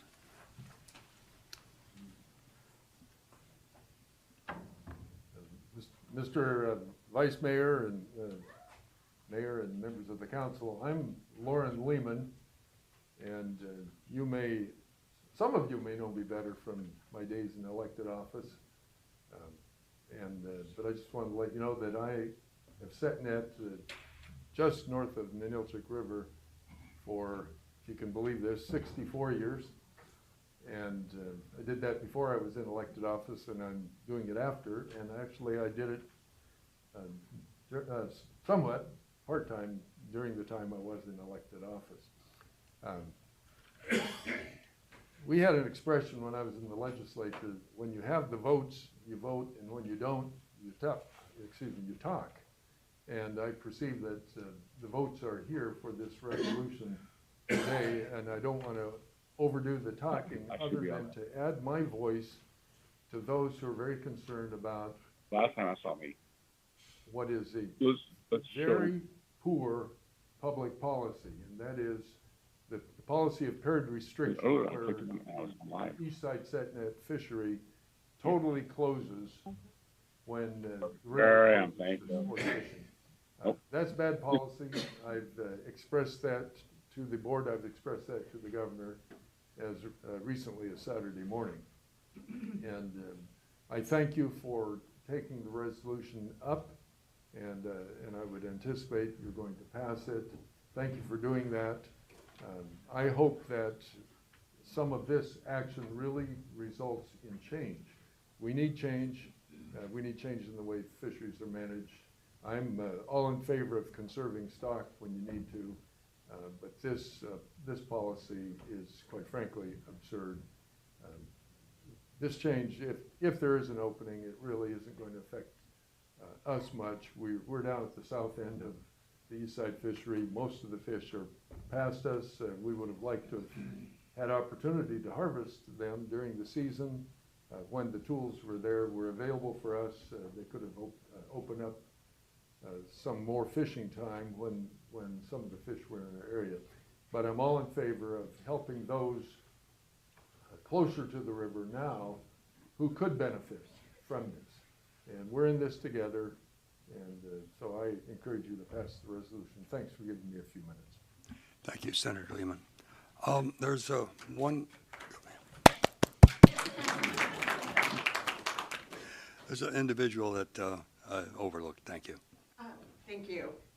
So again, my name is Christine Brandt, and I live in Kenai, Alaska. And I just wanted to say, I had forgotten to say this earlier, but I did attend a fundraiser on Friday night at the Catch Restaurant in Soldotna at 5 p.m. That was put on by the Republicans Women's for the Majority, and Governor Dunleavy was there. And so I was able to take a few minutes and speak to him about what is going on. And his response was, I'll talk to the commissioner. And I let him know that the rivers were overescaped and that 75% of the people are residents of the state of Alaska. But I still got the point across and that the rivers are overescaped, the Kenai and the Kasilof, and that there should only be one king gull. And as he left the stage, his comment was, if there's anything I can do for the Kenai Peninsula, please let me know. So I would like for you to let him know that he needs to open us, that this is an economic disaster for this area and for the fish and themselves. So thank you again for letting me speak. Thank you. Yes. Representative Bjorkman, please.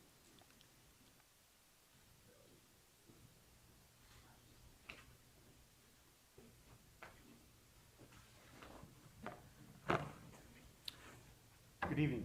My name is Jesse Bjorkman. I am an assembly member on the Kenai Peninsula Borough Assembly, but I am here speaking on my own behalf and not as a representative of that body. Vice Mayor Glendenning, Mayor Gabriel, members of the council and members of the public, both here in person and on Zoom. I think what we've heard here tonight is overwhelming support for a large sector of our economy. I think also what you've heard here tonight from many is overwhelming support for the fish in our river and the fish for generations to come. And I think that concept of conservation is really paramount to what it is that we're talking about here. Because certainly no one wants to endanger the salmon that we all rely on for our sustenance, our subsistence, our sport, and our livelihood, well-being.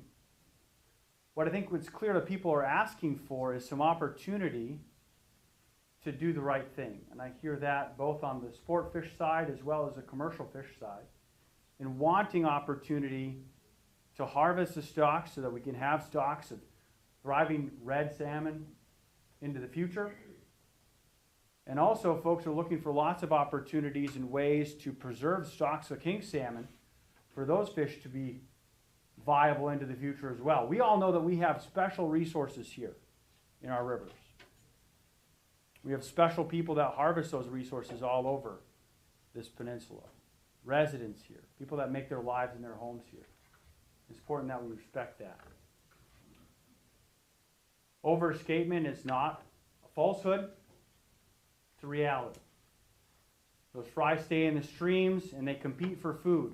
If they aren't big enough, they stay longer and they eat more food. And it's a compounding effect of what happens to our sockeye salmon. When fry size decreases like it has, that's bad. That's bad for everyone and all user groups. We need to make sure that we do the right thing by the fish, all the fish.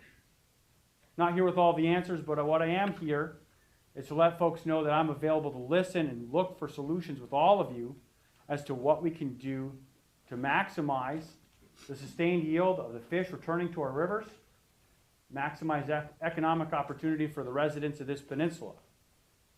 Because when it's time to fish, you go fishing. And the time's now. So decisions need to be made to allow the heritage that happens on those beaches to continue. To allow what happens in our rivers as far as people harvesting fish to continue as well. And I'm here to help and participate in all of those decisions and make sure that we manage our fisheries based on science, not emotions or people's feelings. And I think that's what we're all asking for, is to have science-based decisions that are backed by solid evidence so that we can have sustainable runs of fish into the future. Thank you. Thank you. Stand for any questions. Yes. Thank you, Mr. Bjorkman, for coming. I know you're here representing yourself. My question to you is, since you are a borough assembly, would you take this resolution to the borough? Is that something that you'd be interested?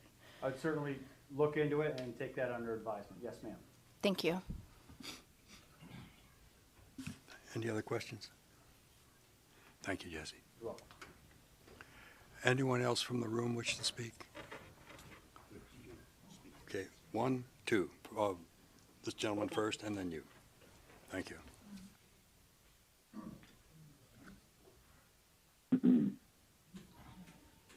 My name is Russell Clark.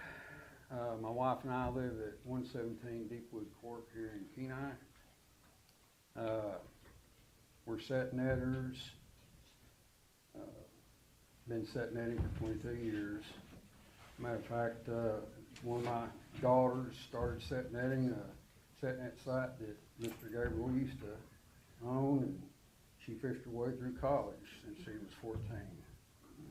But I wasn't going to say anything until Ray asked us if we were just willing to give up on those kings. Well, here's the thing.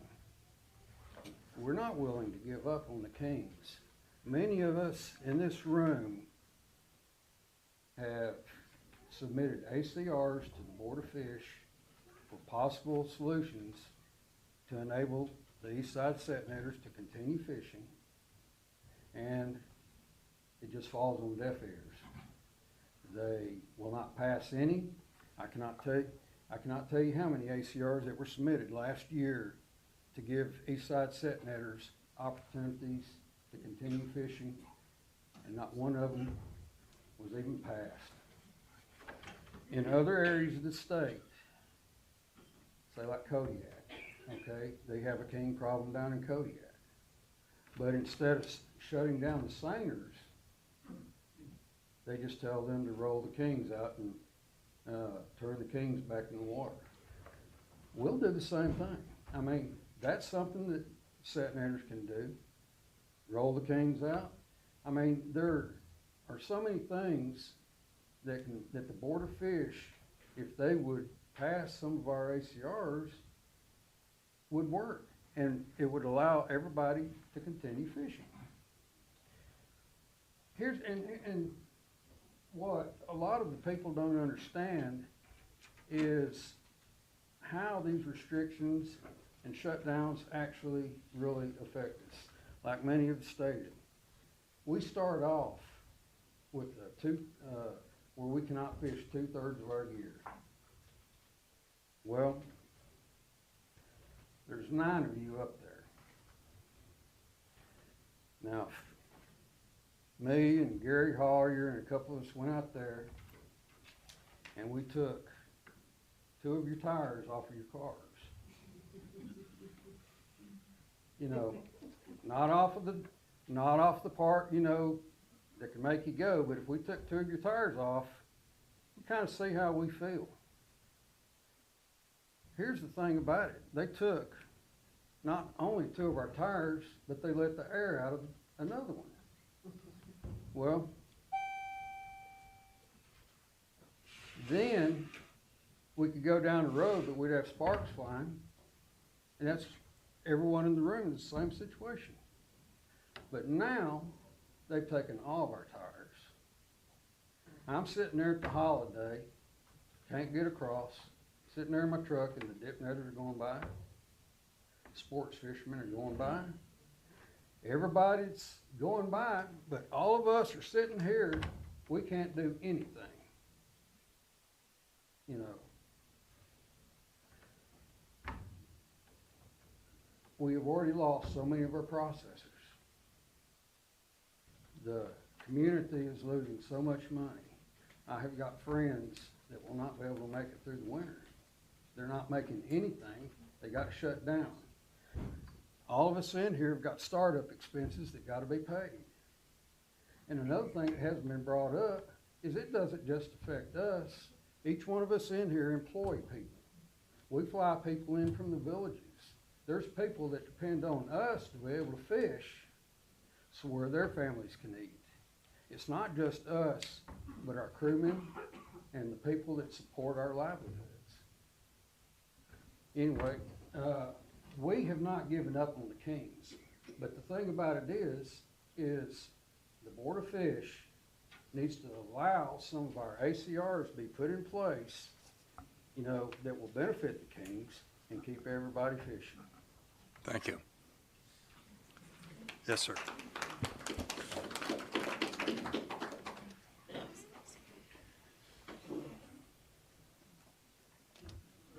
My name is Brian Scow. I live at 14863 Kenai Spur Highway, Kenai, Alaska. I fish the third side from the river on the east side.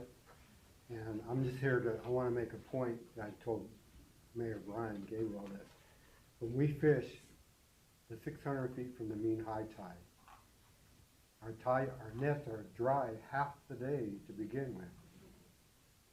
And every time, I don't fish my outers because of gear restrictions. I don't have enough permits to fish my outers. So all I fish is 3 beach nets there. I could fish 4, but I don't have enough permits for that. Okay? The last period, I didn't catch 1 king. I caught 1 jack. The kings don't swim in this shallow water. But you know what? I catch lots and lots and lots of sockeye, which is the problem right now with the river. The sockeye are going in the river, overscaping it. Well, it's just what everybody here is saying. They're saying the same thing. And when the river's destroyed, not the silvers, the pinks, all these, the kings, when those fry, there's not enough food to sustain them all. And it's just common sense.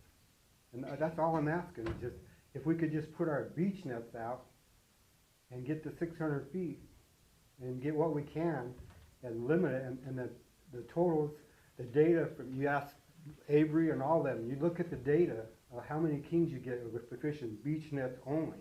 This might be a way to try to get some of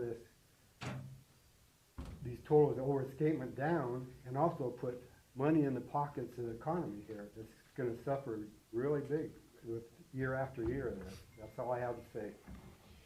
Thank you.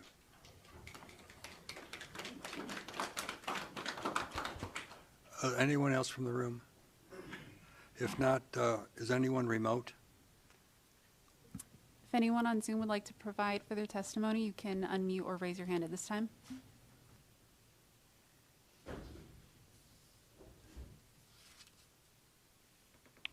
thank you. What I would like to do is just again announce or acknowledge rather the public officials that participated with us and attended with us tonight. It'd be Representative Ron Gillum, Representative Sarah Vance, Senate President Peter Machicki, Assembly Representative Jesse Bjorkman, Senator Lehman, and candidate Tuckerman Babcox. And thank you all for supporting the public presentations that we're having. No one else wishing to speak? We will bring it back to council and for discussion. I'm going to start watching for red lights. And James, did you have someone that you had something to say? Thank you, Vice Mayor. I can start the conversation. I'm one of the co-sponsors of the resolution, and I do support this. I feel for my neighbors and friends and family members that are having to deal with this. I think that if this was being done to the other fish groups, I would also feel the same way. I think that what we want to see is fairness when it comes to the fish in the Cook Inlet, and it doesn't seem to be fair right now.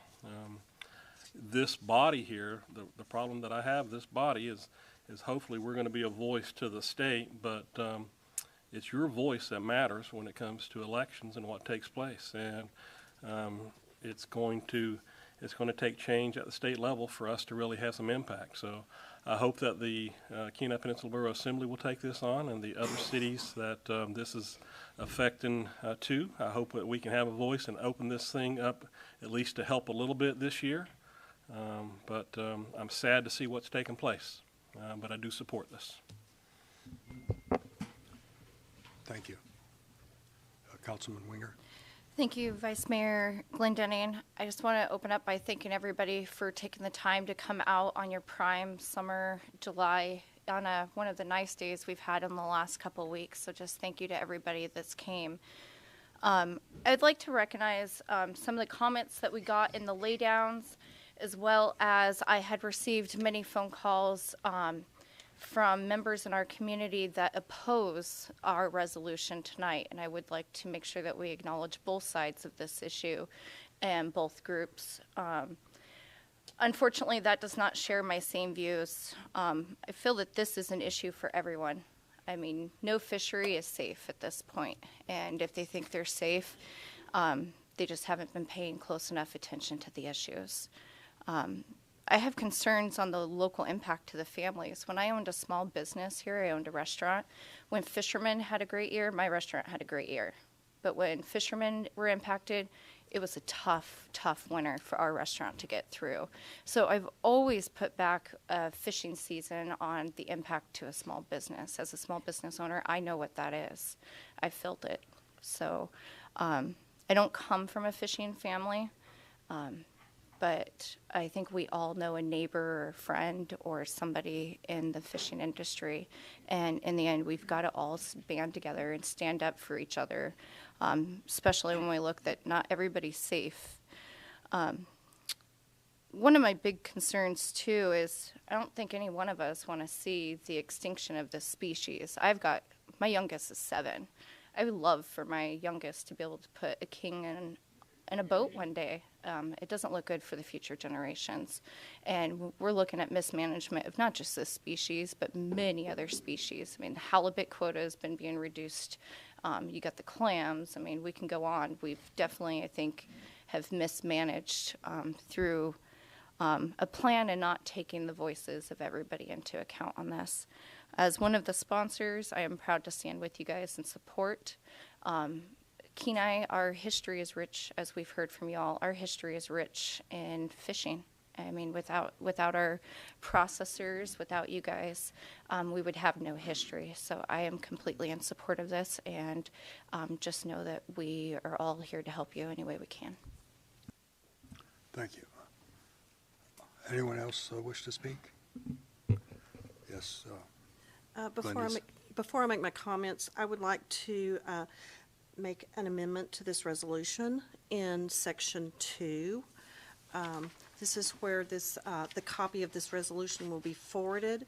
I'd like to add the borough mayor, the mayor of Homer, the mayor of Soldotna, the borough state representatives, and our national U.S. senators Lisa Murkowski and Dan Sullivan. I'd like for them all to have a copy of this, as well as the individuals that were stated, the State of Alaska Commission members and the commissioner, and our current governor, Mike Dunleavy.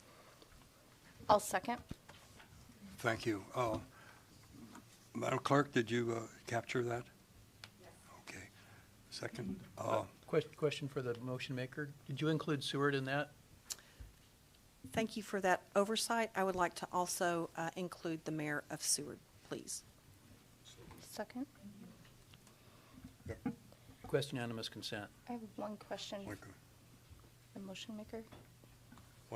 Go ahead, please. One question for the motion maker. I believe that they, through testimony that we heard, that there was an injunction filed with the Kenai judge, and I was just wondering, I think that might be a question for legal, if we could include a resolution over to them as well. Attorney Bloom is no longer available to speak on Zoom, if that's what you wanted to know. Yeah, I was just wondering if we would be able to send a copy of this over to the Kenai courthouse to the judge as well. Yes, if the motion maker wants to include that with consent of the second, we can do that.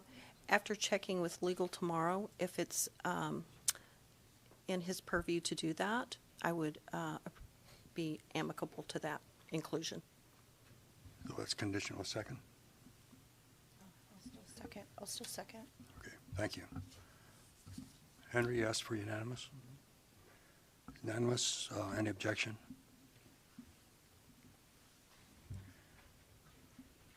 Amendment's passed.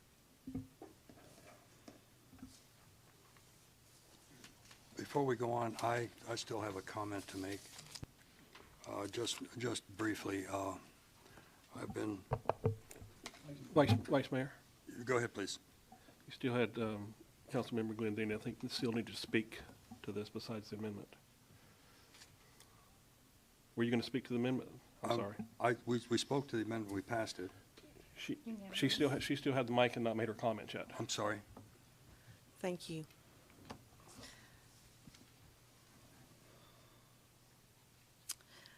It is a great honor to sit here before y'all tonight, and I want to thank personally everyone that came with their valuable time to give comment in support and not support for this resolution, and I think it's very important that we hear all sides. And I personally invited a representative from the governor's office.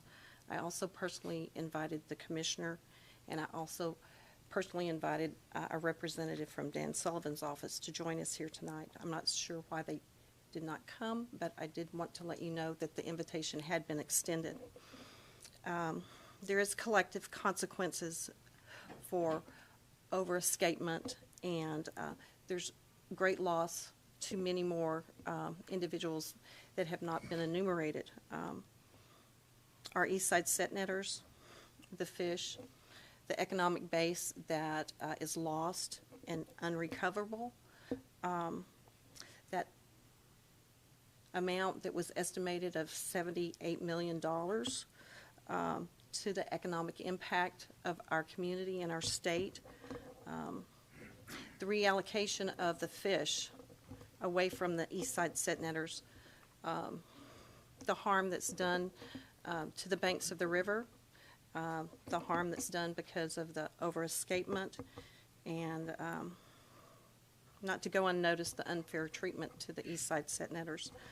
I'm very thankful that I can be a part of this, and I have full support to send this to our representatives, and am open to any suggestions that any of you might have that would help us resolve this issue so that the fish can be sustainable, and that each family here that's represented can be economically viable now and in the future for future generations, so that this tradition does not pass. Thank you. Thank you. Anyone else wish to speak? Councilman Sonar, please. Thank you, Vice Mayor Glendenning. I'd like to thank each of you that are sitting here in this room tonight. Your presence, it's obvious that you care about our community, you care about your families, you care about your livelihood.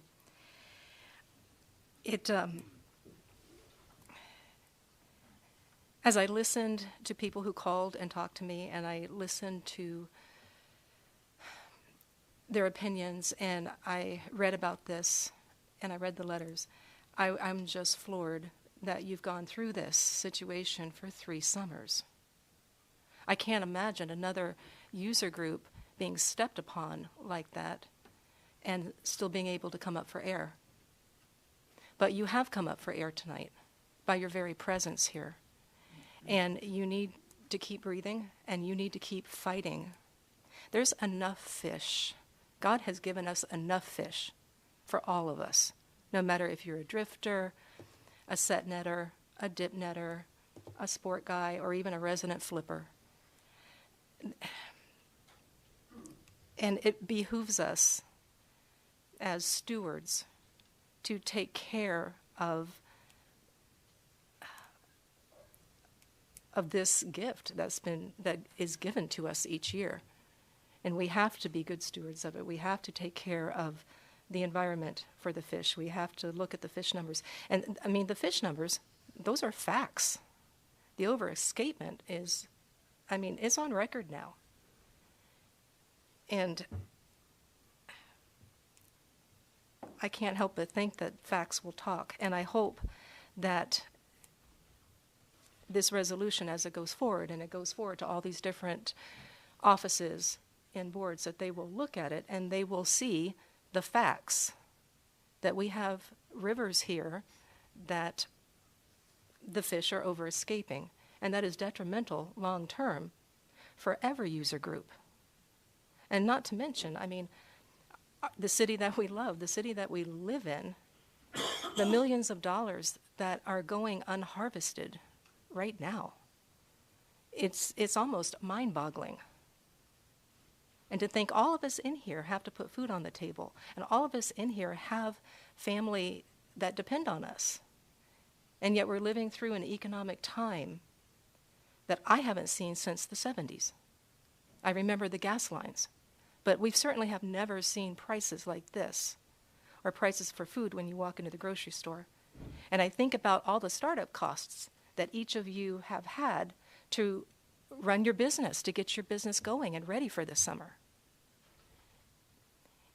And unless you're given the opportunity to fish, even just for a little bit,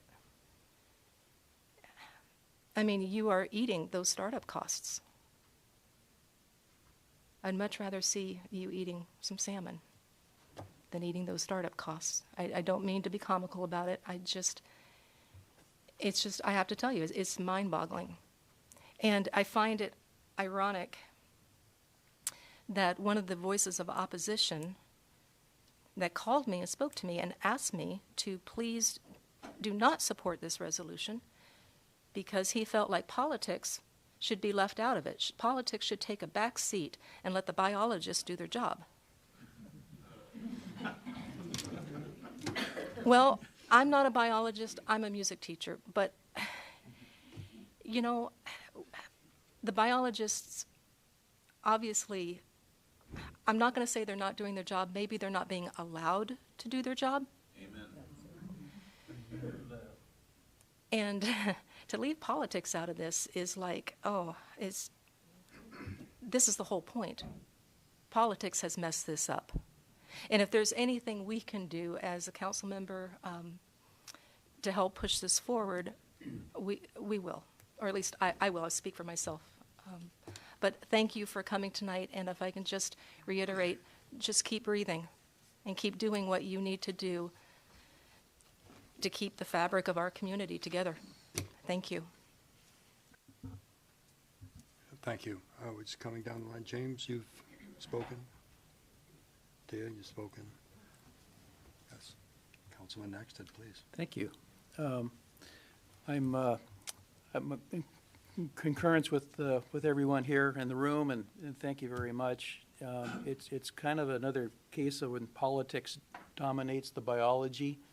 And I'm not a commercial fisherman. My family was many years ago, and it happened then, and it's happened since. And it's something that really disgusts me, and I'm really kind of disgusted right now about where we're at right now, because the biology and the fish science are being ignored. And the fish science actually involves you folks, and you are a tool on each side, each fisherman that would, you would be able to target the fish to take the peak out so we don't get the over-escapement. And that's part of what should be part of the management plan. And that's part of the science. It's also part of the biology. And I'm not sure what politicians are out there that are on the board, if there are any that are also biologists. And I think it's quite unfortunate, and it has been a mismanagement, I think, of our fisheries. And it's not fair to you guys at all. You've all taken the short end of the stick on this. There's probably a stronger word I should be using, but maybe I shouldn't use it. So thank you. Anyway, it kind of goes back to being kind of disgusted with the whole situation. So I guess I could go on about this, but there's the economics of it for the city of Kenai, for you folks, personal, and all of that, of course. But there's what's right, and then there's what's wrong. And what's happened to you folks is absolutely wrong. And I'm really kind of ashamed of our politicians that have let this happen. So I will be naturally supporting this. Thank you. I just have a couple of things to say. I'm 50-some, let me put it this way. I've owned property and been a taxpayer on the Kenai since 1969. I'm an oil field person, not a fisherman, but I have held a crewman's license and assisted drifters. Sometimes in the fall we'd go west and chase dogs. And my family assisted beach fishermen, and some are in this room, some have been in this room, and we are associated, perhaps more than we know, with the fishing community. And then just one thing that came to mind is that the economic impact of these fishing access decisions. We're going through some discussion of some legislation that we had within the Harbor Commission, within Planning and Zoning, and the City Council. And what I remember is that in recent history, the city, the value of the product that has been brought over the city dock, I think was like 31st in one year and 33rd the following year of all the ports in the United States of America. Okay, that is significant. So yes, it's dollars, but the dollars represent sustenance to our families, to our local economy, and the tax dollars it brings to us. We share in that, and just again, just thank everybody for their support tonight. Silas, you have your light on. Yeah, once in a while I do. Thank you, Vice Mayor Glendenny. I want to say that I want to thank you all for coming here.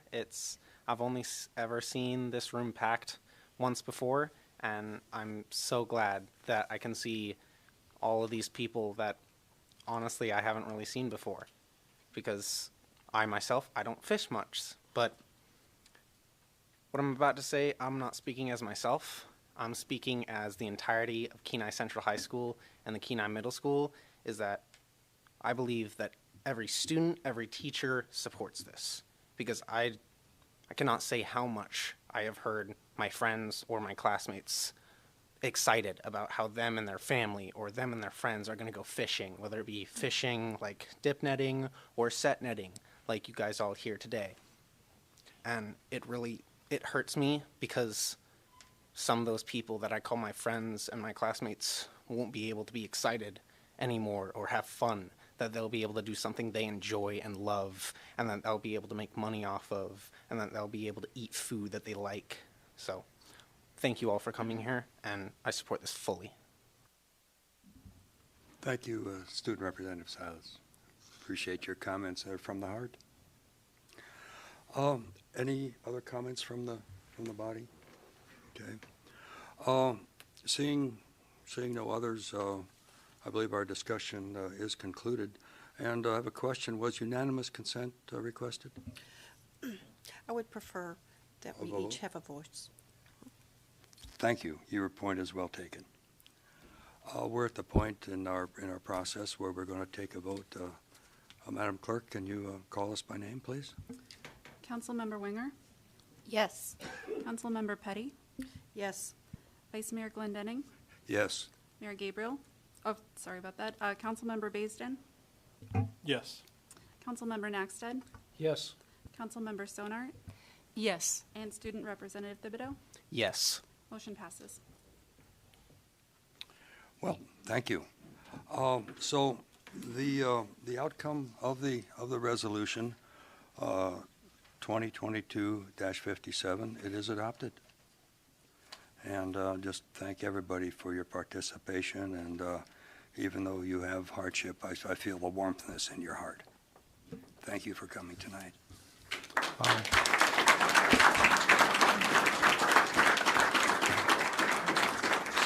So having said that, I'm going to airmail this back to Mayor Gabriel. We do have public comment here under new business, but I do. Yeah, that's you. That's your business. Yeah, thank you. Thank you, Vice Mayor Glendenning. So now I get to make a few comments. I appreciate that, and I just wanted to say that. I hope you everybody took a minute to actually read the resolution. It's very well written. We don't always agree on everything up here 100% of the time, but if you'll notice that at the top, this resolution, it's sponsored by the entire body, with the exception of me because I was recused from deliberation. But as you go through, I just want to make a few points here just very quickly. about how I've been on this body for 12 years now, and when we've weighed in on fisheries issue, it's almost, this is a template right here about how we recognize the importance of all user groups and scientific management of the resources, which are the two mainstays of how fisheries should be run. When we look at how we've been doing this year, last year, and where we could be going, this is about fairness. And when I say, and I've heard, and just so everybody knows, this body is about fairness. We've had last year, over the last several years, actually, we've weighed in on the decision on the North Pacific Fishery Management Council on a decision that affected our drift fleet and closed the EEZ. We would do the same thing if there was an attempt to take out I'm sure, I'm not speaking for the whole body, but I'm fairly certain that we would weigh in if they would try to take the Kenaitze educational fishery away. I mean, these are things that are important to the city of Kenai, and I think for us, it's important that we do weigh in.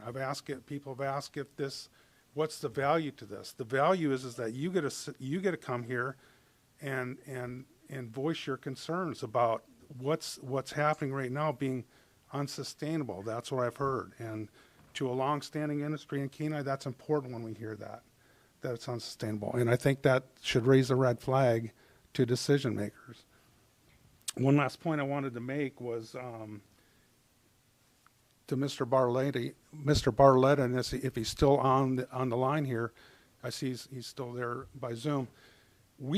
There is a concern for Kings. I want to make that clear of what the city of Kenai, this isn't about just harvesting a sockeye. We want to see a future king return. And I would be willing to bet that if there was an effort by the users, stakeholders, to fund studies to determine what is going on. This has to happen in our river. We have to figure out what's going on with the king salmon. And ultimately, that's going to benefit everybody here. I would be more than willing to if there was a way, if something comes up to sponsor resolution to support funding for that study, I think we would easily pass that. And I think it would be to the benefit not only to the folks here, but to the in-river folks, because I do want to recognize that there's opportunity lost there. And I will say not to the extent that I think we're seeing with our setnet fleet, but something that should be recognized and something that should be addressed. So with that, we'll move on through our agenda here.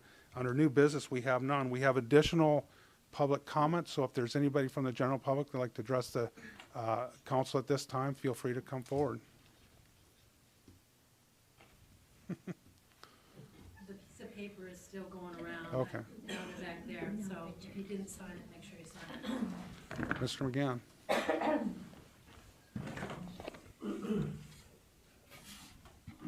Yeah, I'm Richard McGann. I'm just an old timer here, but I sure thank this crew tonight for putting up what they did and what they've been putting up with for years. We've been fighting this. It's cost us about $3 million in the last 30 years. One organization has spent around $3 million to fight this, to get it through court. But one thing I would like to ask all of the council members, the mayor and the vice mayor, that they take a close look at the Constitution of Alaska. Community comes first. Not Anchorage, not Fairbanks, not Valdez. This community comes first, and it's right in the Constitution. You're number one. That's where it should be. Right here. If you just take a look at it, I've studied that thing years ago, and it does tell you that we have the right for those fish first before anybody else. And it'll tell you right in the Constitution. And I thank you for your time, especially for this evening. Thank you. Thank you. Further public comment? Anybody online? If there's anyone on Zoom that wants to provide comment, you may unmute or raise your hand.